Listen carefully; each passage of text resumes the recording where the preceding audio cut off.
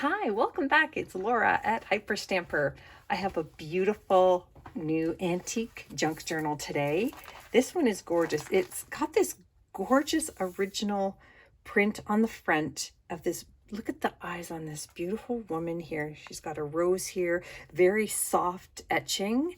And this book was called Aladdin and Company. And I have added just a little bit of antique crochet down here the bottom, and then some black lace to match her black hair down the side, and I added some vintage beads for a dangle there. It's quite chunky, this one. Let me show you the inside. I think it's really beautiful. Okay, so as always, I've kept the original pages inside here, and if you go to hyperstamper.etsy.com, you'll see all of my junk journals and that they all have only authentic and antique and vintage ephemera inside. I don't use any commercial products. I know I say that in every video, but I feel like I have to just in case people are new to my channel. There's the original inscription here, I guess the person who owned the book, and then this is a 1907 publication. So this is a really, really old book. I put in some vintage crochet here. There's a vintage botanical page, and this wonderful 1920s page here from a How to Make It book. Really, really fun vintage school workbook page here. And this is from 1850. It's a history book page. And I made it into a pocket and put in a 1950s receipt from the Cote brothers in Manchester, New Hampshire. And this wonderful vintage card that you can upcycle and do lots of fun things with. Google upcycling playing cards. It's really fun, the things you can make with it. This is a wonderful children's book page from England from the 1930s. That wonderful fuzzy cardstock that I love. And we have a little corner fold pocket here. And this is a lovely page. Look at this. She reminds me of the woman on the front. Isn't that cool? So I thought she should live in here. And this is from 1926, the Delineator magazine. So really cool images there. First prize winning letter from the teachers group above. So really, really fun. Okay, on the next page, we have a 1940s Paris, France Almanac page. The double-sided. Here's a 1920s banknote. That is, I believe, a German one. And then I turned this guy here into, it's an antique book page, and I turned it into a journaling envelope, and then added some more vintage crochet down here. And on the other side is this wonderful 1923 music index page, and I put some antique paper here so that you could write on it. It's very brittle, but it's beautiful.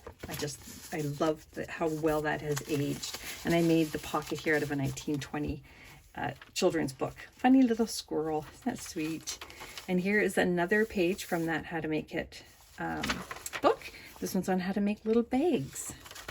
And then this is from, look at the mushrooms here. Isn't that wonderful? And the bunny and the trees. Oh, I just love it. And so I made that little pocket there. And then this is an English postcard. And this beautiful one is from, I want to say 1904. Isn't that fantastic? From Blackpool, England. That's a stunning postcard. And then over here is a 1953 yearbook page, high school yearbook page. And look at these wonderful autographs on here. Just fantastic, all original. And then over here, another wonderful antique book pocket. And I made this journaling card into a pocket out of a children's book page and put this image here of this pretty girl on her front porch. It looks like she has her little lunch bucket here, and that is from 1930. And then on the back is a picture of this cottage that we keep seeing coming up from this family's photo album, which is really cool. And I've put a journaling tag in here with antique paper in that as well. Another beautiful vintage doily here, and this is a plate from a 1950s art book. Isn't that lovely? I really like that. And that is a Parisian artist there, and I can get the name. So whoever buys this journal, if they want the name of that artist, I can find that. It's on my desk over there. Just the interior is fine here for great texture. Wonderful 1950s image here.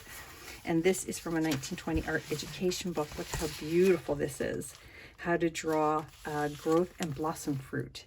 Isn't that beautiful? Look at that gorgeous flowers there. And then this is a piece of vintage embroidery here, and some antique paper underneath to journal on.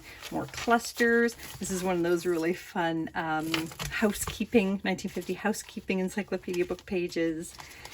And more crochet here, and another children's book page here.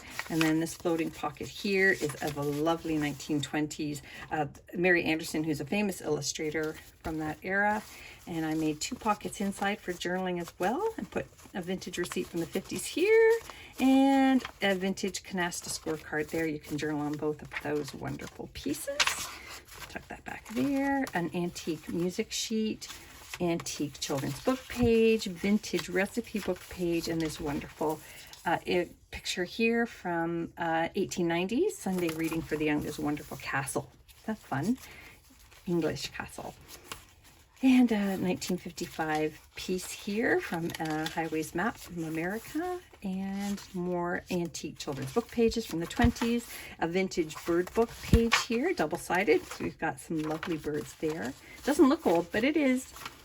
And this wonderful plate here from the early 1900s, putting horseshoes on a horse, and the dog is watching here. It's really quite sweet.